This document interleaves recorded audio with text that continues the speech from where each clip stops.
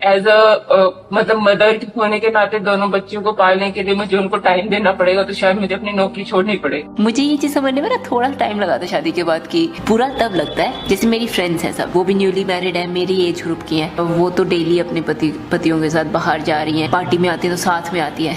मेरे साथ ऐसा नहीं होता। फ्लाइंग बीस्ट के नाम से मशहूर इंडियन यूट्यूबर गौरव तनेजा और उनकी पायलट वाइफ रितु राठी के वीडियो अक्सर ही सोशल मीडिया पर वायरल होते रहते हैं, मगर इन दिनों खबरें सामने आ रही हैं कि इस कपल के रिश्ते में सब कुछ ठीक नहीं है और यह जल्द ही तलाक लेने वाले हैं। गौरव तनेजा पर अपनी बीवी को धोखा देने के आरोप लगे हैं और इसी वजह से चर्चा है कि वो और रितु अलग हो रहे हैं।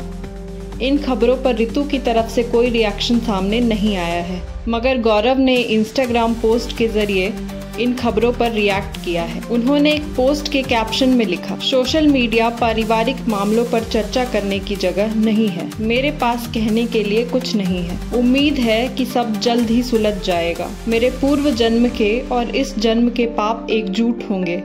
ये भगवान की कृपा ही है कि इसी जन्म में वो मेरे सारे पाप खत्म कर रहे हैं। इसी पोस्ट के साथ ही प्रेमानंद महाराज का एक वीडियो भी सोशल मीडिया पर जमकर वायरल हो रहा है, जहां एक महिला बाबा से अपनी पर्सनल लाइफ के बारे में बात करती नजर आ रही है। ऐसा दावा किया जा रहा है कि यह महिला रितु राठी ही है। इस वीडियो में महिला पति से अलग होने और बेटियों के पालन के लिए बाबा से सलाह लेती नजर आ रही है। श्री हरिवंश महाराज जी, आपके चरणों में कोटि कोटि प्रणाम। महाराज जी, इनका प्रश्न है कि इन्होंने अपनी तरफ से सच्चे प्रेम किया, पति से छल कपट झूठ निंदा अपमान मिला, इसलिए बस अब की अपनी 2 बच्चियों के प्रति कर्तव्य निभाते हुए लाडली जी की आश्रित हूँ, अलग रहती हूँ। श्री जी कृपा से एक नौकरी है जिससे श्री जी बच्चियों का पालन पोषण करते हैं। प्रश्न है कि प्रभु, क्या सब छोड़कर बस श्री जी के आश्रित जीवन व्यतीत करना चाहिए या अर्जुन की तरह संविधान के मुताबिक अपने बच्चों के हक के लिए परिश्रम करना चाहिए? ऐसा लगता है यदि मैंने दूसरा मार्ग लिया तो मेरी श्री जी का आश्रय छूट जाए। नहीं, श्री जी का अंदर आश्रय रखे, बाहर व्यवहार में अपने कर्तव्य का भी पालन करे। ऐसा नहीं कि आश्रय लेकर चुपचाप बैठ जाओ, कोई साधु महात्मा नहीं हो। गृहस्थ हो, गृहस्थ में बच्चों के अधिकार अनुसार उसके पिता से उसकी संपत्ति उनको दिलाए। कानूनी कार्रवाई भी होती है ना। तो जब बच्चियां पैदा किया है तो अब कर्तव्य, मान लो आप अलग हो गए हैं पर आप उन बच्चों की माँ हैं और उन बच्चों का पिता वो है, तो वो संपत्ति का अधिकार रखती हैं बच्चियां।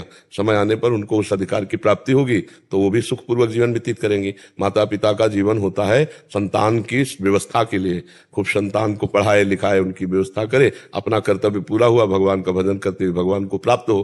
तो इसमें कोई बाबा जी थोड़ी है कि हम अब भगवान के सहारे बैठ गए। अंदर से भगवान का सहारा, बाहर से कर्तव्य है। गृहस्थी में कर्तव्य कर्म को देखना चाहिए अपने अधिकारानुसार। उसमें ऐसा नहीं कि अब जो होगा सो फिर वो बच्चे हैं बच्चियां हैं, वही बात है। अब आपको ऐसा कुछ लड़ना झगड़ना तो है नहीं। अगर बच्चे थोड़ा सयाने हो तो उनको उनके पिता के हक को दिला दीजिए, क्योंकि तभी उनका जीवन थोड़ा सुव्यवस्थित हो पाएगा। क्योंकि आपके पास इतनी सामर्थ्य तो दिखाई नहीं दे रही कि आप इतने सक्षम हो कि अपनी पुत्रियों को सब, तो उनके पिता के पास तो संपत्ति होगी ही ना। प्रभु, मैंने मेरी नौकरी है, नौकरी के उससे पाल सकती हूँ बच्चों को, तो अच्छे पैसे मिलते हैं तो फिर जरूरत नहीं है। फिर तो आप समर्थ हैं, आप अपने बच्चों को पढ़ा लिखा करके आप उनको फिर अच्छी नौकरी दिला सकते हैं। पर इसमें ये दिक्कत है प्रभु की नौकरी मेरे लिए जिंदगी भर नहीं रही।